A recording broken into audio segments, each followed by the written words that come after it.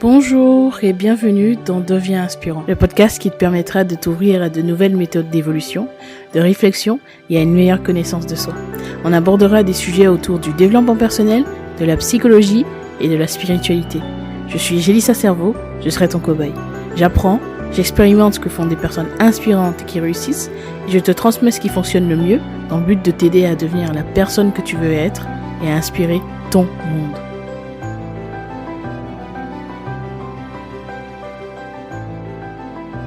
Comme tu l'as vu dans le titre, on va parler du bonheur et je vais t'expliquer pourquoi est-ce que je pense que le bonheur n'existe pas. Le bonheur, c'est un petit peu une illusion, une grande finalité qu'on souhaite atteindre en général, finalité qu'on peut jamais vraiment atteindre finalement.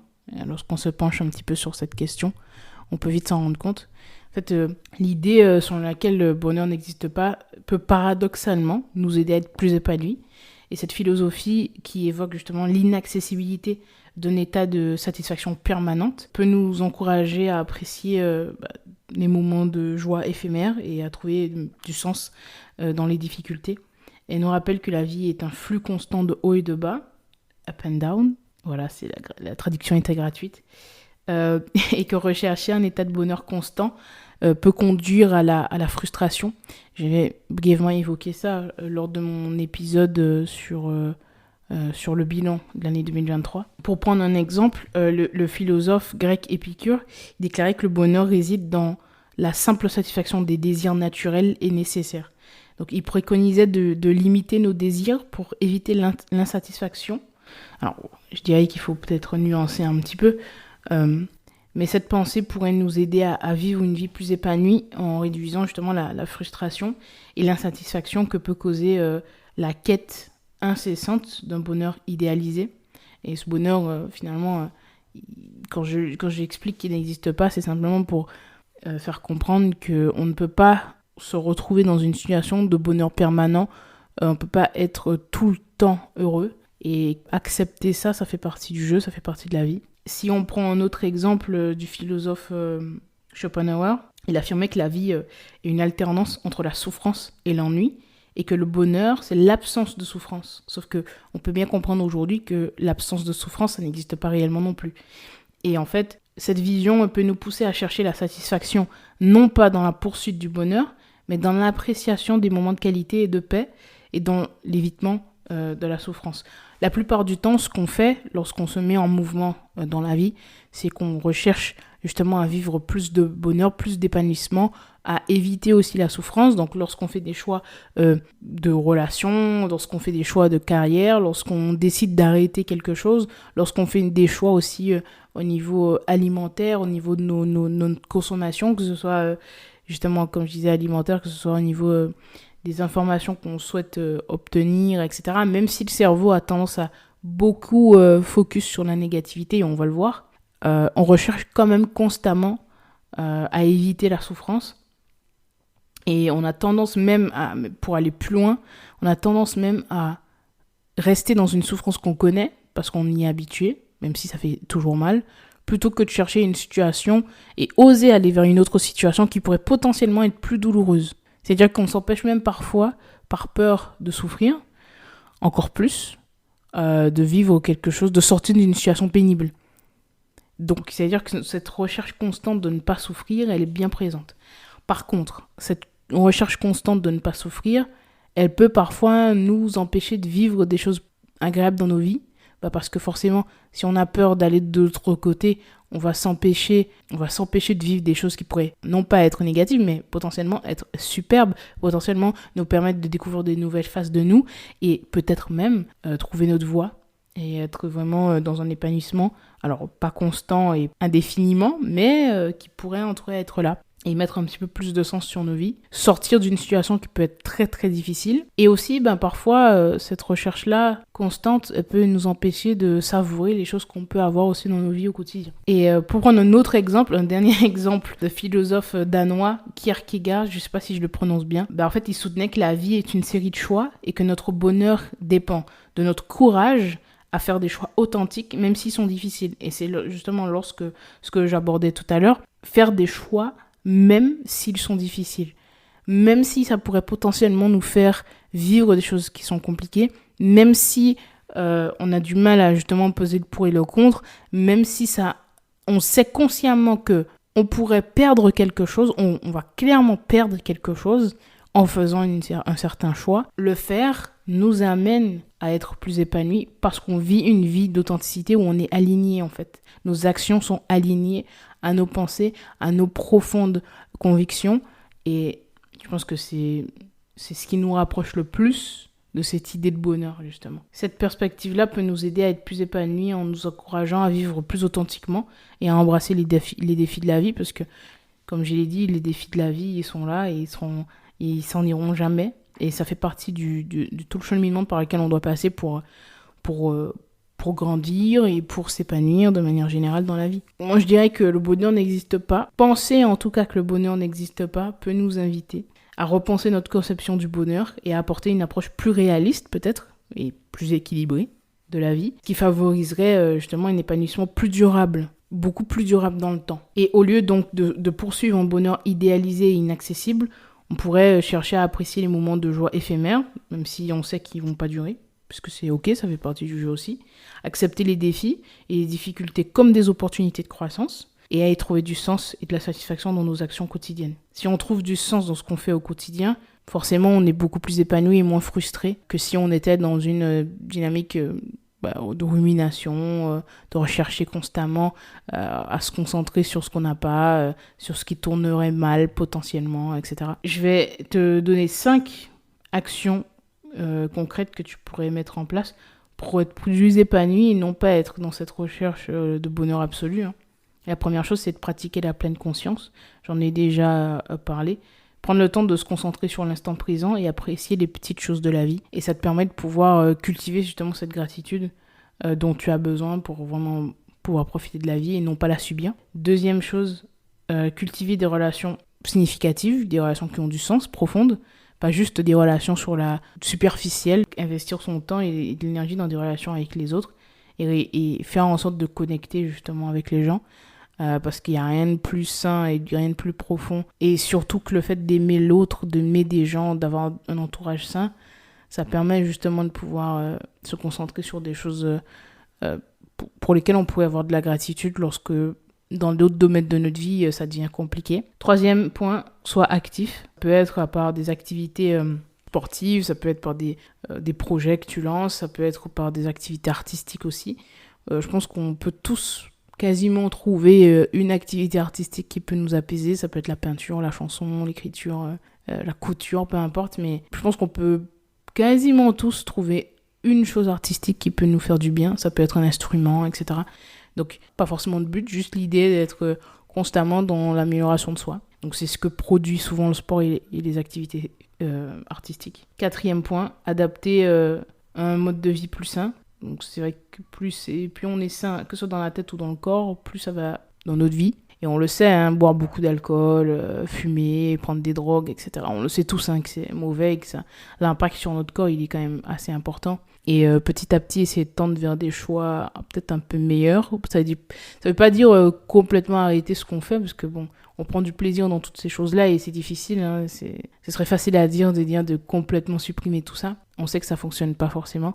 Mais par contre, essayer de diminuer de temps en temps, essayer de diminuer petit à petit, jusqu'à ce qu'on n'ait plus besoin de ça, en fait, pour se sentir vivant ou pour essayer de combler un manque. Par exemple, l'alcool, ça peut être diminuer petit à petit le nombre de verres, diminuer petit à petit le nombre de cigarettes ou autre. Et 5e point, pratiquer la gratitude. Donc, comme je disais, ça rejoint un petit peu le point numéro 1, parce que, comme j'ai dit dans le point numéro 1, le fait de pratiquer la pleine conscience, ça permet donc d'être concentré sur l'instant et donc de profiter. Et puis ce point 5 qui est de pratiquer la gratitude permet de prendre un moment chaque jour pour réfléchir et apprécier ce qu'on a. Et je dirais même, pour pousser la chose un peu plus loin, on pourrait même penser aux choses qu'on n'a même pas encore. Et se dire que la confiance qu'on a en nous et en la vie ou en Dieu, peu importe nos croyances, peut nous aider justement à attirer ces choses-là encore plus vite. L'une des choses qui m'a permis d'accepter un petit peu plus que cette idée de bonheur était illusoire, c'était justement le stoïcisme. J'ai fait un épisode où j'en ai parlé, je mettrai le lien dans la description. C'était justement cette idée d'accepter les choses qu'on ne peut pas changer Donc dans le stoïcisme, c'est une des lois, des règles comme ça qu'on doit justement développer. Et pour développer ça, parce qu'on ne sait pas toujours comment s'y prendre, on ne sait pas toujours comment faire pour justement accepter les choses qu'on ne peut pas changer. Je pourrais te donner 3 points qui vont justement te permettre de pouvoir mieux accepter en tout cas les choses qui viennent à toi. Donc la première chose, pouvoir justement pratiquer le lâcher prise. Premier point, accepter que certaines choses échappent à notre contrôle et nous concentrer sur les aspects de notre vie qu'on peut changer. Donc, avant de pouvoir accepter les choses qui sont difficiles, on pourrait peut-être essayer de lister toutes les choses qu'on pourrait changer dans nos vies et se concentrer sur ça, sur l'amélioration de ces choix-là, de ces choses-là. Donc ça pourrait être, par exemple, dans ta carrière, tu peux pas changer forcément les personnes, donc par exemple ton supérieur, ton manager, ton boss, mais par exemple, tu peux changer ta manière de penser par rapport à cette situation-là. Ou alors, tu pourrais décider, un choix un peu plus radical bien sûr, hein, mais on pourrait très bien décider de changer d'emploi. Pour tout le monde, c'est pas forcément possible, et en tout cas pas forcément possible rapidement. Pour certains, ça pourrait l'être, mais c'est des choix qui sont possibles. Est-ce que je pourrais faire le choix de changer de travail, ou alors est-ce que je vais juste essayer de travailler sur ma façon de voir les choses et essayer de mieux accepter la personnalité de mon boss, de mon supérieur, etc. Donc ça pourrait être l'un des deux, ça pourrait être plein d'autres choses, hein. Il y a plein d'autres choix qui pourraient s'offrir à nous, mais c'est à nous-mêmes de se demander est-ce qu'on est prêt à accepter cette situation-là encore. Je peux reprendre un autre exemple encore, pour exemplifier une fois de plus. Il y a des choses physiques, par exemple, si je suis un homme et que je fais 1m70, ça c'est quelque chose que je ne peux pas changer. Alors c'est peut-être dur de se dire ça, et c'est peut-être dur lorsqu'on voit que en étant un homme de petite taille, on va dire, c'est quand même plus difficile dans plein d'aspects de nos vies, et notamment dans le rapport aux autres, dans les relations, la séduction, etc. Au lieu de mettre toute son énergie en premier lieu sur cet aspect-là, donc pouvoir accepter qu'on fait 1m70, ce qui pourra prendre un petit peu de temps, on pourrait déjà se concentrer sur d'autres aspects. Imaginons que cet homme-là, il se dit qu'il a des difficultés à séduire des femmes. Il pourrait se dire, ok, je ne peux pas changer le fait que je fais 1m70, par contre, je peux peut-être m'habiller mieux, je peux peut-être travailler ma confiance en soi, en moi-même, je peux peut-être aller à la salle pour avoir un meilleur physique, je peux peut-être aller chez le coiffeur, faire un relooking, je peux peut-être améliorer certains skills en termes de relations, je peux peut-être prendre un coach, enfin bref, il y a tout un tas de choses, ou améliorer mes finances, parce qu'on le sait aussi, hein, le fait d'améliorer ses finances, ça augmente ses chances, ça augmente les chances d'un homme. Bref, donc je peux faire tout un tas de choses, il y a tout un tas de choix sur lesquels je pourrais me positionner, qui me permettraient d'améliorer ce que j'attire et ce que j'obtiens dans la vie, tout simplement, dans ce domaine-là. Et donc, il y a des exemples, je pourrais en donner plein d'autres, mais je pense que tu peux y réfléchir. Si tu te poses un petit instant et que tu réfléchis à ce qui peut te bloquer dans ta vie, demander qu'est-ce que je pourrais changer concrètement. Je peux changer plusieurs aspects de mon physique, je peux changer mon rapport aux autres, je peux changer mon niveau de culture générale. Enfin bref, il y a tout un tas de choses qu'on peut changer, et il faut simplement se concentrer là-dessus. Donc, lâcher prise sur les choses qu'on ne peut pas changer en se concentrant sur celles qu'on peut changer, justement. Deuxième point, développer la résilience. Donc, j'ai fait un épisode sur la résilience, donc je ne vais pas complètement développer sur ce sujet, je te laisse le lien dans la description également. Mais apprendre à rebondir face à l'adversité et à tirer des leçons des épreuves qu'on vit peut vraiment t'aider à accepter. Plus tu comprends qu'à travers l'adversité et les difficultés de ta vie, il y a une leçon, un message, il y a une opportunité de croissance, plus tu vas être dans l'acceptation de ce que tu vis. Alors oui, c'est pas facile, oui, ça peut prendre du temps, oui, ça peut être douloureux, mais c'est possible, et c'est ce qui t'aidera à accepter justement ce que tu ne peux pas changer. Et puis, troisième et dernier point, chercher du soutien, parce qu'on le dit pas assez souvent, mais c'est vrai que parfois, il y arrive un moment où on n'arrive plus toujours à faire tout seul et qu'on a besoin de soutien. Pas forcément quelqu'un nous aide concrètement dans une problématique dans nos vies, hein. Ça peut être juste du soutien émotionnel, ou alors à l'inverse. Parfois, tu as du soutien émotionnel, mais que tu as besoin qu'on te tende la main pour une chose en particulier. Il faut accepter aussi de pouvoir accepter l'aide des autres. Ça peut pas forcément de son entourage, parce qu'on n'a pas toujours envie de le faire, mais ça peut être par un échange avec un professionnel, par exemple. Donc, se faire accompagner par un psy, par un thérapeute, ou alors par une personne qui est spécialisée dans le domaine qu'on souhaite développer. Voilà, donc il y a plein de possibilités qui s'offrent à nous, mais je pense que c'est important de pouvoir Voilà, parler de ses sentiments, parler de ses préoccupations à des personnes de confiance ou à un professionnel, ça fait vraiment la différence. On a parlé de résilience et je sais que c'est quelque chose aussi qui peut être compliqué, mais la résilience, c'est justement ce qui peut nous permettre de trouver plus de bonheur dans nos vies, plus de paix intérieure, de sérénité. Le mot sérénité, c'est un mot qui me parle beaucoup, que je pense avoir beaucoup cité, parce que je pense qu'au lieu de chercher le bonheur, la sérénité, c'est quelque chose d'un peu plus concret, j'ai l'impression. Pourquoi ? Parce que on ne peut pas tout le temps être heureux, par contre, on peut être serein dans cet amour de soi, dans cette acceptation de ce qu'on ne peut pas changer, dans l'action concrète des choses qu'on peut changer et dans la résilience. Pour moi, c'est la sérénité.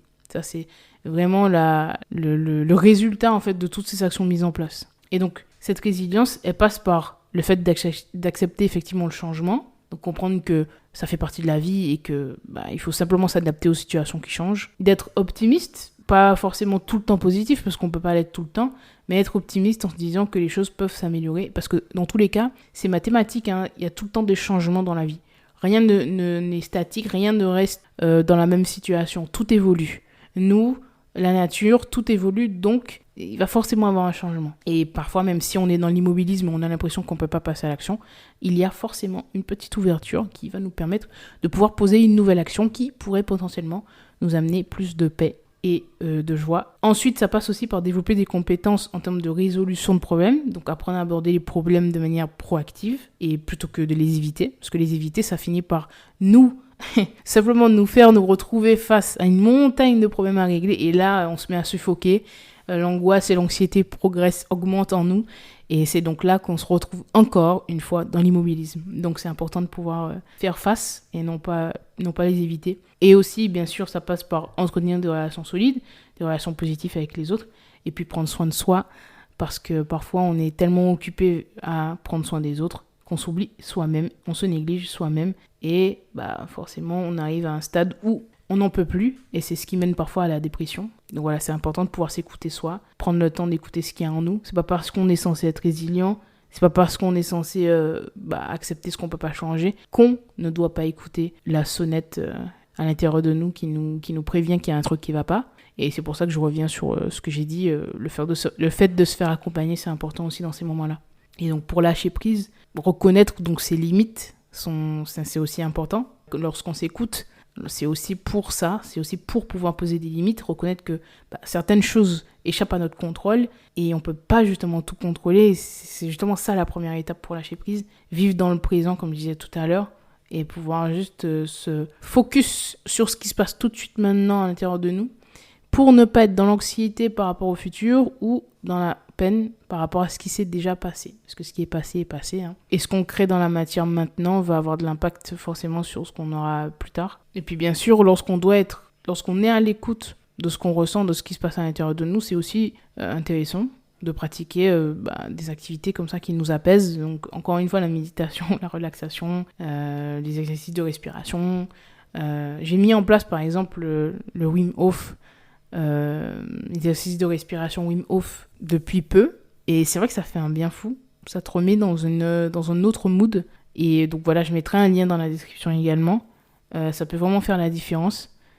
Bon, c'est vrai que ça ne va pas changer complètement ta vie, mais juste mettre en place ces petites actions qui nous paraissent anodines, ça peut vraiment avoir un impact considérable sur le reste de notre vie. En fait, le faire au bout d'une semaine, déjà, au bout d'une première séance, tu le ressens, d'une semaine, mais qu'est-ce qui se passera si tu le fais tous les jours pendant 12 mois ? Je suis convaincue qu'il y aura un vrai changement. Et ajouter ce type d'activité saine te permet de pouvoir faire aussi, éventuellement diminuer toutes les choses malsaines que tu peux faire. Comme je l'ai évoqué tout à l'heure, le fait de boire beaucoup d'alcool, le fait de consommer de la drogue, le fait de faire tellement la fête qu'on ne dort plus. Tu le sais très bien, je pense, depuis, si tu écoutes mon podcast régulièrement, tu sais que j'aime beaucoup citer Carl Jung parce que c'est un psychologue que je trouve très pertinent. Et donc, je voulais partager aussi sa vision de la chose et comment est-ce qu'elle pourrait éventuellement t'aider dans cette quête. Si tu es dans cette quête de bonheur, ce qu'il dit à ce sujet-là est intéressant. Et donc, il dit ceci. Lui, en fait, il avait une vision unique du bonheur. Selon lui, le bonheur n'est pas un idéal de raison, mais de l'imagination. Il soutenait que le bonheur n'est pas quelque chose qui est poursuivi, mais quelque chose qui doit être réalisé en accordant une signification à la vie, donc trouver du sens. Pour Jung, la quête du bonheur est en fait une quête de réalisation de soi, d'individuation et de compréhension de notre inconscient. Il croyait que ce n'est qu'en explorant nos propres profondeurs que nous pouvons vraiment être heureux. Il affirmait également que la souffrance et les difficultés sont une partie inévitable de la vie, comme on le disait tout à l'heure, et que leur acceptation peut conduire à une plus grande réalisation personnelle et à une véritable joie. Donc, pour appliquer concrètement la philosophie de Jung à notre vie, on pourrait commencer par explorer notre inconscient à travers des méthodes comme, je l'ai cité, la méditation, rêve éveillé, des exercices de respiration, l'art, tout un tas de méthodes, peu importe ce qui nous stimule. Et ce processus pourrait nous aider à mieux nous comprendre et à découvrir des aspects de nous que nous ignorons. Donc, évidemment, en faisant ce travail d'introspection, on en sait plus sur soi. Et ça rejoint ce que je disais sur le fait d'être à l'écoute. Donc, on en sait plus sur soi. Et si on en sait plus sur soi, on est plus dans l'acceptation de soi et de ce qu'on attire. Et on comprend aussi quel est le sens derrière chacune des difficultés qu'on vit, chacun des obstacles. Et pas que, derrière aussi les réalisations, derrière les choses qui nous procurent de la joie. Apprendre à se connaître, je pense que c'est toujours une bonne idée. Alors bien sûr, parfois ça peut être douloureux de découvrir des choses sur soi, des peurs, des failles, de creuser. Mais c'est un voyage, je dirais, un voyage qui peut nous permettre de nous épanouir, de grandir et de trouver plus de sens. Ouais. J'ai l'impression que beaucoup de réponses sont en nous et qu'on a tendance à négliger ça. Et lorsqu'on a l'impression qu'il faut attendre absolument un signe ou aller voir un chaman ou un médium ou même son psy, on a l'impression qu'il y aura la réponse à l'extérieur, alors que très souvent, elle est à l'intérieur, mais elle n'est pas forcément facile à voir. Il y a des choses qui sont pas faciles à entendre. Et puis on sous-estime le pouvoir de notre inconscient. Quand il stocke des mémoires, et c'est pas pour rien, je pense qu'il est là aussi c'est aussi là pour nous aider. J'ai tendance à croire que tout a été calculé parfaitement et qu'il faut qu'on se serve des ressources que la vie nous a offertes. Pas négliger ça, parce que je pense que ça peut faire la différence. Pendant longtemps, moi je pensais qu'il y avait des stratégies bien secrètes, hyper complexes, qu'il y avait forcément quelque chose. J'étais tout le temps dans cette quête-là, et peut-être que toi aussi, mais je me suis rendu compte qu'en fait, il n'y a pas une stratégie complexe et secrète. Il y a juste quelque chose de simple. Une différence profonde entre ceux qui sont jamais à l'écoute d'eux, et qui sont tout le temps dans le bruit, et ceux qui sont à l'écoute. Je crois que c'est ça le secret, en fait. C'est juste d'être à l'écoute. Alors c'est vrai que c'est plus facile à dire qu'à faire. Évidemment qu'on se demande quel est le mode d'emploi. Ça commence par parfois accepter le silence et pouvoir juste être attentif à ce qu'il y a à l'intérieur. Et donc, l'acceptation de la souffrance et des difficultés, il faudrait donc justement le comprendre comme une partie inévitable de notre vie. Jung, il explique que ça peut nous aider à mieux gérer ces moments-là et trouver du sens même dans les moments difficiles. Au lieu de chercher un bonheur idéalisé et inatteignable, on pourrait s'efforcer de réaliser notre potentiel et de vivre une vie authentique qui correspond à nos valeurs et nos passions. D'un point de vue neurosciences, c'est que j'aime bien aussi faire cet axe sur les neurosciences. Les neurosciences soutiennent justement que cette vision du bonheur, des études ont montré que notre cerveau n'est pas câblé pour être constamment heureux. Au contraire, notre cerveau a évolué pour nous aider à survivre et à prospérer, ce qui implique d'être constamment conscient des menaces et des défis potentiels. Ça signifie que nous sommes biologiquement inclinés à prêter plus d'attention aux stimuli négatifs et à ressentir des émotions négatives plus intensément que les émotions positives. C'est ce qu'on appelle le biais de négativité. Et certaines recherches ont montré aussi que la poursuite constante du bonheur peut en fait nous rendre moins heureux, car elle crée des attentes irréalistes et met l'accent sur ce que nous n'avons pas plutôt que sur ce que nous avons. Au lieu de ça, les neurosciences suggèrent qu'on devrait viser un bien-être global qui inclut une gamme d'émotions et d'expériences, et non pas seulement des émotions positives. Donc ça rejoint un petit peu la vision de Jung sur ce sujet-là. Tout porte à croire que l'acceptation de justement nos parts d'ombre, comme je l'ai expliqué dans l'épisode précédent d'ailleurs, nos parts d'ombre comme nos parts lumineuses font partie intégrante de nous et de la vie, que les accepter nous permettent de trouver plus de sérénité. J'ai longtemps lutté justement contre ce mode de pensée-là. J'avais tendance à croire qu'il fallait que tout soit parfait pour réellement profiter de la vie et être heureuse. Je pensais même que les autres étaient toujours plus chanceux que moi et que ça expliquait pourquoi je n'avais pas ce que je voulais. Autant dire que cet état d'esprit ne m'aidait pas du tout. Et j'ai ensuite réalisé que l'endroit où je pose mon regard a toujours plus de pouvoir que tout le reste. Je peux choisir de voir la vie avec les yeux d'une victime tellement exceptionnelle qu'elle n'attire que des mauvaises expériences, Ou alors je peux choisir de voir la vie comme une série d'expériences faites sur mesure pour m'amener à la destination que je vise.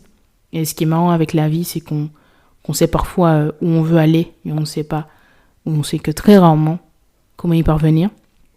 Et c'est là où la foi rentre en jeu. Faire confiance au processus, c'est pas juste une phrase bateau qu'on peut trouver sur les réseaux sociaux. C'est, je pense, la recette pour vraiment toucher du doigt le bonheur, s'il existe. Il y a quelques années, je priais pour certaines choses que j'ai aujourd'hui, et peut-être que toi aussi. Donc aujourd'hui, il s'agit de se demander si on souhaite concentrer notre attention sur ce qu'on n'a pas, ou simplement prendre le temps de savourer et de ressentir de la gratitude pour chaque petite opportunité que la vie nous donne, parce que chacune de ces opportunités, même lorsqu'elle est douloureuse, nous permet de nous rapprocher du but final, de ce qu'on s'était fixé au départ. Comme j'ai dit tout à l'heure, encore une fois, on ne sait pas comment sera le chemin, on ne sait pas par quel processus on devra passer, et c'est là où la foi, encore une fois, rentre en jeu, mais ça vaut le coup. Bien souvent, on se rend compte à la fin que le chemin en valait le coup, en fait. Et de nouveau, c'est pour ça qu'il est important donc de garder la foi, quel que soit ce chemin, parce qu'on arrivera forcément à une destination. J'espère que cet épisode t'a plu. Si c'est le cas, n'hésite pas à me mettre 5 étoiles sur Apple Podcast ou sur Spotify. Devenons inspirants ensemble.